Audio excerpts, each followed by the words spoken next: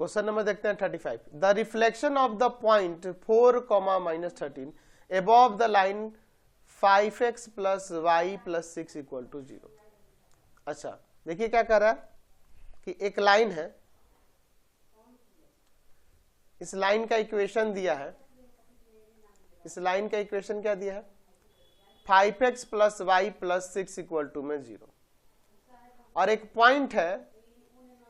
4 - 13, मान लीजिए यहां पे ये पॉइंट है 4 - 13, तो इसका रिफ्लेक्शन जो होगा इस पॉइंट का इस लाइन के अबव में वो क्या होगा। तो रिफ्लेक्शन का मतलब यहाँ इमेज से ही है ना, तो जितना डिस्टेंस आपको पता है कि ऑब्जेक्ट का रहता है मिरर से, उतने ही डिस्टेंस पे उसका इमेज बनता है, यानी कि इस तरफ में इमेज इधर बनेगा, यानी इसका रिफ्लेक्शन जो होगा इधर के तरफ होगा। वो रिफ्लेक्शन हम कुछ सपोज कर लेते हैं, सपोज वो रिफ्लेक्शन ए बी है, ठीक है, तो इसे ए बी, अच्छा इसको नाम देते हैं ए, और ये आपका हो जाएगा ए डैश, ठीक है, और यहां पे नाम देते हैं आप बी दे दो, और ये लाइन जो है इसका नाम देते हैं सी डी, ठीक है। तो यहां ले लेते हैं कि लेट ए डैश जिसका कोऑर्डिनेट है a b B the reflection of the point A जिसका कोऑर्डिनेट है 4 - 13 above the line 5x + y + 6 = 0, ठीक है। अब देखिए तो इसका मतलब ये जो b है, b is the mid point हो जाएगा ना, mid point of A dash, यहां से यहां तक का ये डिस्टेंस इक्वल होता है ना जी, आप जानते हैं ना जी, मिरर के अंदर प्लेन मिरर में क्या होता है, तो जितना डिस्टेंस पे ऑब्जेक्ट रहता है उतने ही डिस्टेंस पे इमेज बनता है। चलिए तो b का कोऑर्डिनेट यहां से क्या आ जाएगा, आ जाएगा a + 4/2, है ना, मिड पॉइंट फॉर्मूला लगा रहे हैं, और b प्लस होगा, प्लस माइनस माइनस तो -13 है और बाई में 2, ये b का कोऑर्डिनेट आ गया। अब देख रहे हैं कि हमारे पास ये b जो है लाई ऑन सी डी, ये सी डी पे लाई कर रहा है इस लाइन पे, तो इसको सेटिस्फाई करेगा, यानी कि 5 × में a प्लस का 4/2 प्लस का b - 13/2 + 6 = 0, रख दिया वैल्यू मैंने, यहाँ एलसीएम लेते हैं 2, ऊपर 5a प्लस का 20, 5a और प्लस का 20, और यहाँ हो जाएगा प्लस का b - 13 और प्लस यहाँ 12 आ जाएगा = 0। तो अब आगे क्या हो जाएगा, यहाँ से 5a प्लस का b, ये तो कोई सब्ट्रैक्ट होगा, माइनस का 1 आ जाएगा, और ये 20 है तो 19 आ जाएगा, और बाई में 2 = 0, ठीक है। तो आपका आ जाएगा 5a प्लस b, और ये प्लस का 19 है तो उधर ये 0 हो जाएगा, उधर जाके 2, और प्लस का 19 इधर आके माइनस का 19, एज इक्वेशन फर्स्ट ले लेते हैं नाउ। अच्छा अब बताइए, अगर हम देखें तो ये दोनों तो परपेंडिकुलर होते हैं, ये हम लोग जानते हैं, ये जानते हैं ना परपेंडिकुलर होता है। तो आप बताइए स्लोप अगर निकालें, स्लोप ऑफ ए डैश, इस लाइन का स्लोप, तो आ जाएगा y2 - y1 और बाई x2 माइनस का x1, यानी कि आ जाएगा b + 13 और बाई में a - 4, and the slope of line CD, तो CD का स्लोप क्या होगा, इन दोनों टर्म को उधर भेजेंगे तो -5 आ जाएगा ना स्लोप, y = -5x - 6 होगा, तो -5 ही ना यहाँ स्लोप होगा। अब हम देख रहे हैं कि ये a डैश परपेंडिकुलर है CD पर, तो दोनों के स्लोप का प्रोडक्ट क्या होगा, -1 b + 13 बाई में a - 4 और इंटू में -5 = -1, माइनस माइनस कैंसिल, एक काम करो ये 5 ऊपर मल्टीप्लाई कर दो, 5b प्लस का 13, सॉरी 5 से मल्टीप्लाई होगा ना जी, 65 हो जाएगा, और इक्वल टू में a - 4। इन टर्म्स को हम लोग एक तरफ कर लेते हैं, कॉन्स्टेंट को एक तरफ कर लेते हैं और इसको उधर कर लेते हैं, तो 65 प्लस का 4 और ये इधर आ जाएगा a माइनस का 5b, तो a - 5b इक्वल टू में 69 एज इक्वेशन सेकंड। अब इन दोनों इक्वेशन को लेते हैं और सॉल्व करते हैं। From equation first and second, equation first में 5 से मल्टीप्लाई कर दो, इसमें 1 से, तो ऊपर आ जाएगा 25a प्लस का 5b और माइनस का 95। यहां हो जाएगा a माइनस का 5b और प्लस का 69 है। यहाँ b वाले से b वाला कैंसिल, यहां आ जाएगा 26a और इधर देखिए क्या आ जाएगा, यहां सबट्रैक्ट करना है 6, यहां 2 माइनस 26, तो a का वैल्यू जो आ जाएगा माइनस 26 बाई 26 माइनस 1। अच्छा a का वैल्यू इसमें रख देते हैं, -1 माइनस का 5b इक्वल टू में 69, तो -5b इक्वल टू 69 और प्लस का 1, तो -5b इक्वल टू में 70, b इक्वल टू में 70 और बाई में माइनस का 5, 14 माइनस का 14 आ गया। देयरफॉर जब मैं वर्टेक्स जो हमें निकालना था इसका रिफ्लेक्शन, जिसे हम लोग वहां a डैश से डिनोट किए थे, उसका कोऑर्डिनेट आ गया -1,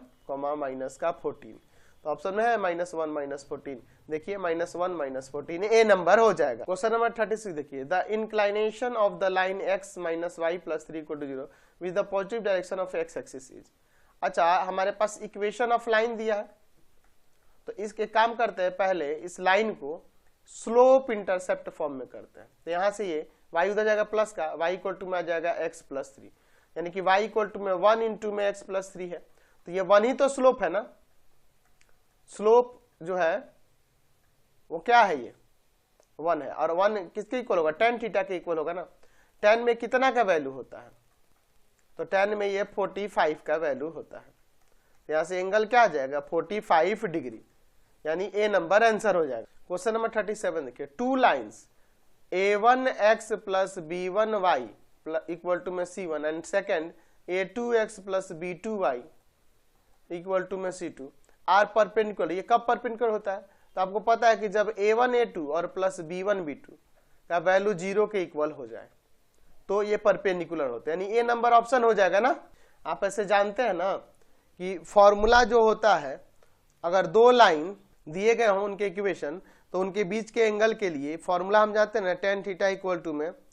a2b1 माइनस का a1 b2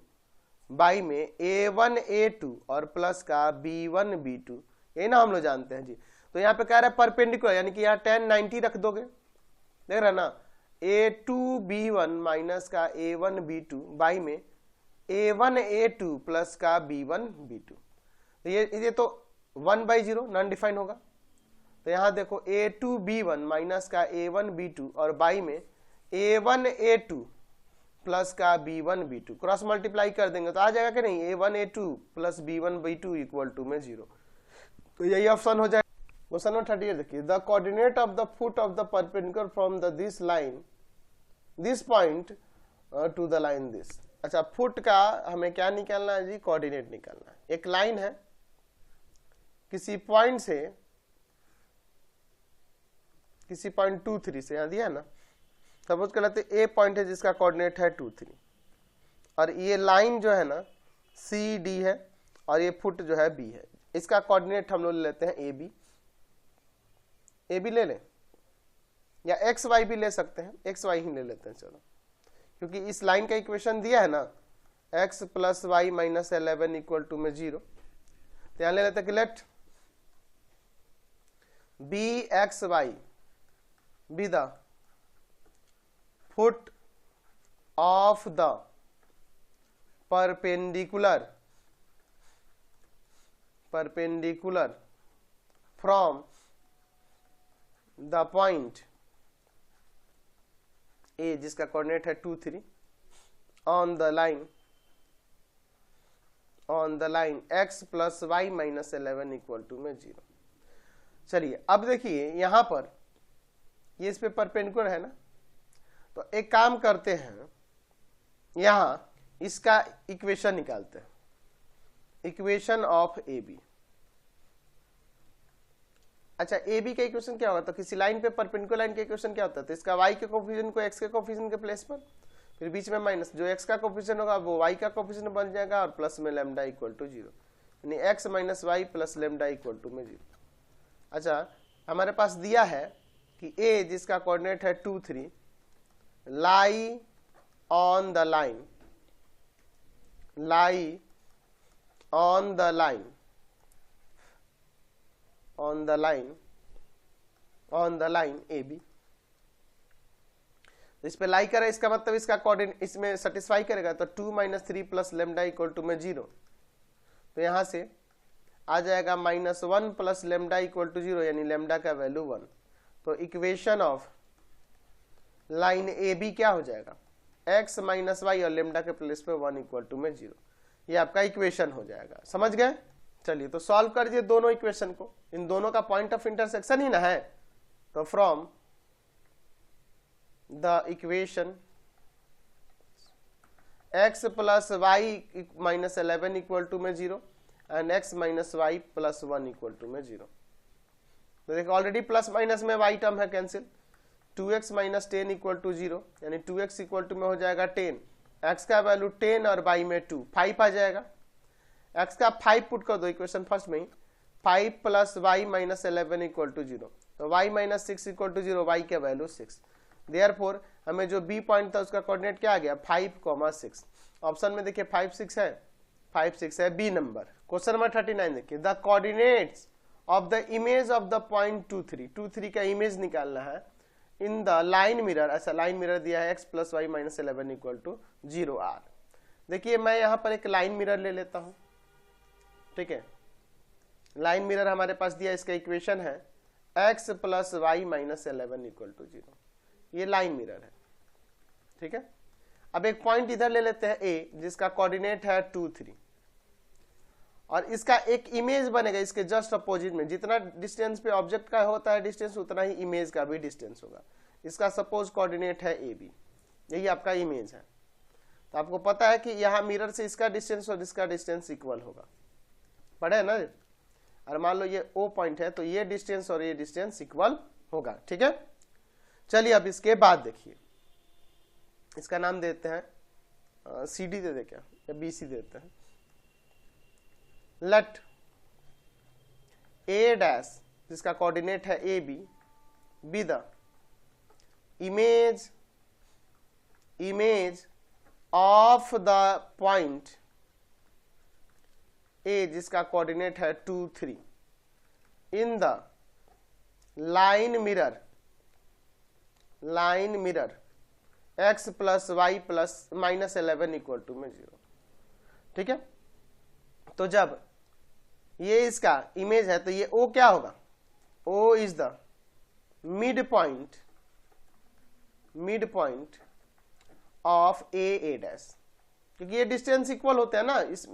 मिरर से, इन दोनों के ऑब्जेक्ट के भी और इमेज के भी डिस्टेंस इक्वल होंगे। तो यहां से O का कोऑर्डिनेट क्या होगा, तो O का कोऑर्डिनेट यहां से हो जाएगा आपका a plus 2/2, mid point formula लगा रहे हैं, b प्लस 3/2। अब देखो O जो है, O lies on the line x plus y minus 11 equal to 0, इस लाइन पे लाई कर रहा है ना, तो इसको सेटिस्फाई करेगा ना, तो O का कोऑर्डिनेट यहां पे रख देंगे, x के प्लेस पर a प्लस 2/2, y के प्लेस पर b प्लस 3/2 और माइनस 11 इक्वल टू 0। एलसीएम हो जाएगा 2, a plus 2 b plus 3 minus का 22 इक्वल टू 0। तो ऊपर देखो a प्लस b और यहां देखो ये 5 हो जाएगा ना, तो माइनस का 17 आ जाएगा, ठीक है, बाई 2 इक्वल टू 0, ये जाके उधर 0 हो जाएगा, तो a प्लस बी माइनस 17 है तो उधर जाके प्लस का 17 हो जाएगा, ये 0 हो गया, ये जाके उधर प्लस का 17 हो गया, तो एक ये इक्वेशन है। अच्छा अब देखिए यहां पर हम देख रहे हैं कि ए डैश परपेंडिकुलर है बीसी पर, परपेंडिकुलर होगा ना, तो देयरफॉर हम कह सकते हैं कि slope of A dash into slope of B C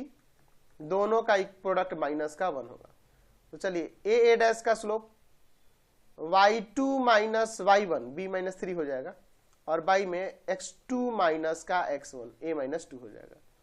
into में इसका स्लोप क्या आएगा, तो इन दोनों टर्म को उधर भेजेंगे तो y इक्वल टू में माइनस का x प्लस का 11, तो x का कोफिशिएंट यहाँ -1 है तो -1 इसका स्लोप और इक्वल टू में -1, यहाँ कैंसिल 1 आ गया, इधर उधर जाके मल्टीप्लाई करते हैं तो यहाँ से हो जाएगा b माइनस 3 इक्वल टू में a माइनस 2। एक काम कीजिए, इस 3 को इधर और a को इधर, तो माइनस का a प्लस का b इक्वल टू में -2 और प्लस का 3, यानी minus a plus b equal to में 1 आ जाए इक्वेशन सेकंड। अब इन दोनों को सॉल्व कर दीजिए, हो गया। From equation first and second को लेकर सॉल्व करते हैं, तो a plus b equal to में 17 और minus a plus b equal to में 1, a वाला term cancel, 2b equal to में 18, यानी b का वैल्यू हो जाएगा 18/2, 9 आ जाएगा, b का वैल्यू 9, तो b का वैल्यू 9 आया तो b का वैल्यू हम लोग इक्वेशन फर्स्ट में रख दो, a प्लस b की जगह पे 9 इक्वल टू 17, यानी a का वैल्यू 17 माइनस का 9 8 आ जाएगा। देयरफॉर जो हमें a डैश था ना,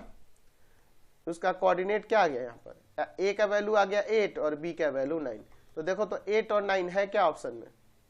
8 और 9, सी नंबर दिख रहा है ना। क्वेश्चन नंबर 40 देखिए, the intercept cut off by a line of from y axis is twice than from x axis. देखिए जब हम लोग कोई लाइन खींचते हैं तो एक्स एक्सिस और वाई एक्सिस को काटता है ना, उसके इंटरसेप्ट आएंगे, तो वाई एक्सिस का जो इंटरसेप्ट है वो एक्स एक्सिस से ट्वाइस है, तो लाइन पासेस, और ये लाइन पास कर रहा है 1.12 से, तो इक्वेशन ऑफ लाइन क्या होगा, let the x axis intercept